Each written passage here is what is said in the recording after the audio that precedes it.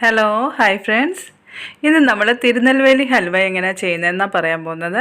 ഇത് തിരുനെൽവേലിയിലെ ഒരു സ്പെഷ്യലാണ്. അപ്പം തിരുനെൽവേലി ഹൽവ എങ്ങനെയാണ് നമുക്ക് ചെയ്യുന്നതെന്ന് നോക്കാം.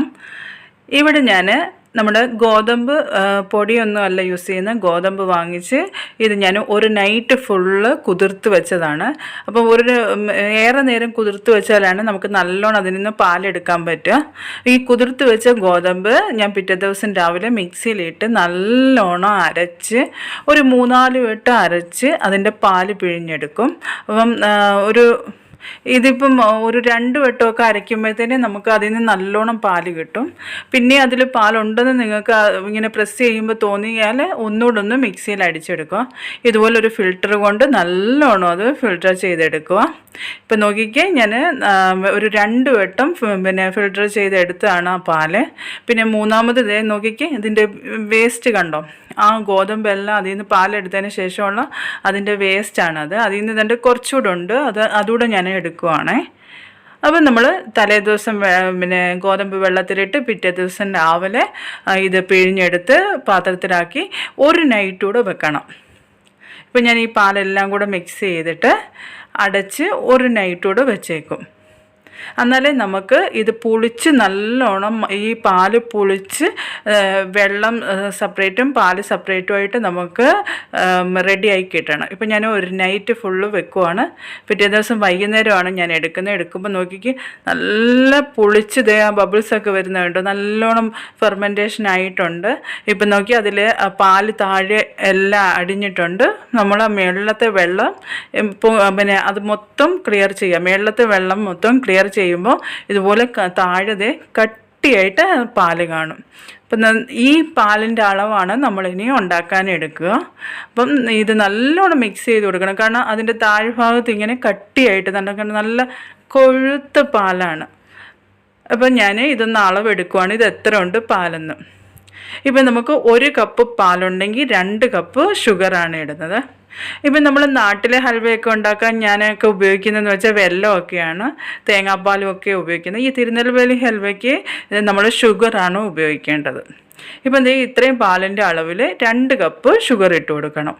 1 കപ്പ് പാലിന് 2 കപ്പ് ഷുഗർ ഇട്ട് കൊടുക്കുക. അതേപോലെ 1 കപ്പ് പാലിന് 3 മടങ്ങ് വെള്ളം ഒഴിച്ചു കൊടുക്കണം. എന്നാലേ നമുക്ക് കറക്റ്റായിട്ട് ആ പരുവം വരത്തുള്ളൂ, വെന്ത് വരത്തുള്ളൂ. ഇപ്പം നിങ്ങൾ വീട്ടിൽ ചെയ്യുവാണെങ്കിൽ വളരെ കുറച്ച് എടുത്ത് ചെയ്ത് നോക്കൂ ആദ്യമെല്ലാം. ഇപ്പം ഗോതമ്പ് വാങ്ങിച്ച് കുതിർക്കാനും ബുദ്ധിമുട്ടുള്ളവർ പൊടിയായാലും കലക്കിയാൽ മതിയേ. ഇപ്പം ഞാൻ 1 കപ്പ് ഷുഗർ, നോർമൽ ഷുഗർ എടുത്തു, 1 കപ്പ് നമ്മുടെ ബ്രൗൺ ഷുഗറും എടുത്തിട്ടുണ്ട്. ഇപ്പം നോർമൽ ഷുഗർ ആയാലും യൂസ് ചെയ്താൽ മതി. പിന്നെ ഹെൽത്തിൻ്റെ കാര്യമൊക്കെ അങ്ങനെ നോക്കുന്നവർ ബ്രൗൺ ഷുഗർ യൂസ് ചെയ്യാൻ ഇൻട്രസ്റ്റ് ഉള്ളവർ അത് കൂടെ ഉപയോഗിക്കാൻ വേണ്ടിയാണ് ഞാനിപ്പോൾ 2ആയിട്ട് കാണിക്കുന്നത്. പിന്നെ ഇതിൽ നിന്ന് കുറച്ച് ഷുഗർ എടുത്ത് ഞാൻ കാരമലൈസ് ചെയ്യാൻ പോകും. കാരണം നമ്മുടെ ആ ഹൽവയ്ക്ക് കളർ കൊടുക്കുന്നത് ഈ കാരമലൈസ് ചെയ്യുന്നത് കൊണ്ടാണ്. അപ്പം അതിൽ നിന്ന് കുറച്ച് ഷുഗർ എടുത്ത് ഞാൻ കുറച്ച് വെള്ളം ഒഴിച്ച് തിളപ്പിച്ച് അതും ഒത്തിരി കളറാവരുത്. ഇപ്പം ബ്രൗൺ ഷുഗർ മാത്രം ഉപയോഗിക്കുന്നവരാണെങ്കിൽ കാരമലൈസ് ചെയ്യേണ്ട ആവശ്യമില്ല. ആ ബ്രൗൺ ഷുഗറിൽ നിന്ന് തന്നെ ആ കളറ് കിട്ടിക്കോളും. ഇപ്പം വൈറ്റ് ഷുഗർ യൂസ് ചെയ്യുന്നവർ ഇങ്ങനെ ആദ്യം കാരമലൈസ് ചെയ്തിട്ട് വേണം ഇതുപോലെ ചെയ്തെടുക്കാൻ.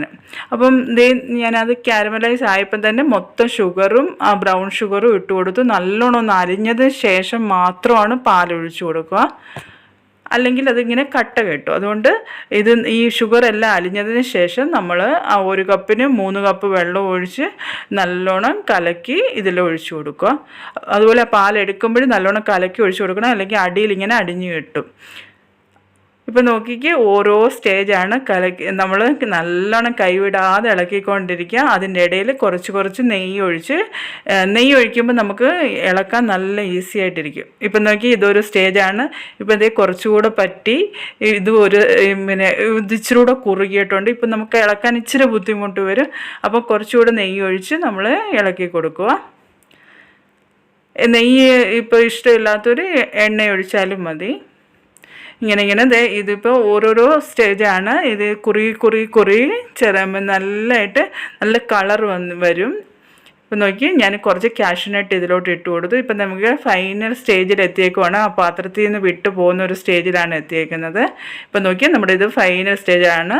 ഇങ്ങനെ പാത്രത്തിൽ നിന്ന് വിട്ട് വരണം. അതാണ് നമ്മുടെ ഹൽവയുടെ പരുവം. ഇപ്പം നോക്കി ഞാൻ അന്നേരം കുറച്ചുകൂടെ നെയ്യിട്ട് കൊടുത്തു. കാഷ്യൂനട്ട് ഞാൻ അങ്ങനെ മുറിച്ച് ഇട്ട് കൊടുത്താണ്. പിന്നെ ഇതിൽ നമ്മൾ ഏലക്കാപ്പൊടിയോ അങ്ങനെ ഒന്നും തിരുനെൽവേലി ഹൽവയിൽ ചേർക്കത്തില്ല. അപ്പം ഇപ്പം നമ്മുടെ കറക്റ്റ് പരുവം നോക്കിക്കേ, ബോൾ പോലെ ഉരുണ്ട് വരുന്നുണ്ട്. ഇതാണ് നമ്മുടെ ഹൽവയുടെ പരുവം. ഇപ്പം നോക്കി അത് എടുക്കുമ്പോൾ ഇങ്ങനെ വീഴണം. അതാണ് ഈ തിരുനെൽവേലി ഹൽവയുടെ പരുവം. ഇപ്പം നോക്കി കണ്ടോ, എടുത്ത് ഇങ്ങനെ ഇടുമ്പോൾ അതിങ്ങനെ താഴോട്ട് വീഴുക. അപ്പം നോക്കി നല്ല ടേസ്റ്റാണ് ചൂടോടെ വയ്ക്കുക. ഞാനിപ്പോൾ ഒരു പാത്രത്തിലോട്ട് മാറ്റിയേക്കുവാണ്. പിന്നെ ഇത് നമുക്ക് ഇരിക്കും തോറും ഇത് നല്ല കട്ടിയായിട്ട് വരും. ഇപ്പം നോക്കിയാൽ ഞാൻ കുറച്ച് വാഴയിലയിലോട്ട് മാറ്റിയതാണ്. അപ്പോൾ എല്ലാവർക്കും ഈ തിരുനെൽവേലി ഹൽവ ഇഷ്ടമാണെങ്കിൽ ഇതേ മെഷർമെൻറ്റിൽ ചെയ്ത് നോക്കുക. നമുക്ക് വളരെ എളുപ്പം വീട്ടിൽ ചെയ്തെടുക്കാവുന്നതേ ഉള്ളൂ. അപ്പോൾ എല്ലാവരും ഒത്തിരി ക്വാണ്ടിറ്റി ആദ്യം എടുക്കാതെ ചെറിയ ക്വാണ്ടിറ്റി എടുത്തിട്ട് നിങ്ങൾ ചെയ്ത് നോക്കുക. പിന്നെ അതുപോലെ ഗോതമ്പ് വാങ്ങിച്ച് ബുദ്ധിമുട്ട് അത് വീട്ടിലില്ലാത്തവരാണെങ്കിൽ കുറച്ച് ഗോതമ്പ് പൊടി കുഴച്ച് വെച്ചിട്ട് ഇതുപോലെ വെള്ളം ഒഴിച്ച് ഒരു ദിവസം ഇട്ടിട്ട് പിറ്റേ ദിവസം നല്ലോണം പാലെടുത്തിട്ട് പിന്നെ അത് തെളിയാൻ വെച്ചിട്ട് അങ്ങനെ എടുക്കുന്നതും നല്ലതാണ്. ഇപ്പം നോക്കിയാൽ ഞാനത് കുറച്ച് ചൂടോടെ എടുത്ത് നോക്കി. നല്ല ടേസ്റ്റാണ് ചൂടോടെ കഴിക്കാൻ. അപ്പോൾ എല്ലാവരും ഒന്ന് ചെയ്ത് നോക്കുക. കുഞ്ഞുങ്ങൾക്ക് വീട്ടിൽ തന്നെ നല്ല മായമില്ലാതെ നല്ല ഹൽവ ഉണ്ടാക്കി കൊടുക്കുക. അതുപോലെ ഈ റെസിപ്പി നിങ്ങൾക്ക് ഇഷ്ടപ്പെട്ടാൽ ലൈക്ക് ചെയ്യാനും ഷെയർ ചെയ്യാനും സബ്സ്ക്രൈബ് ചെയ്യാനും മടിക്കല്ലേ. നമുക്ക് പുതിയൊരു റെസിപ്പിയിൽ ഉടനെ കാണാം. Bye friends.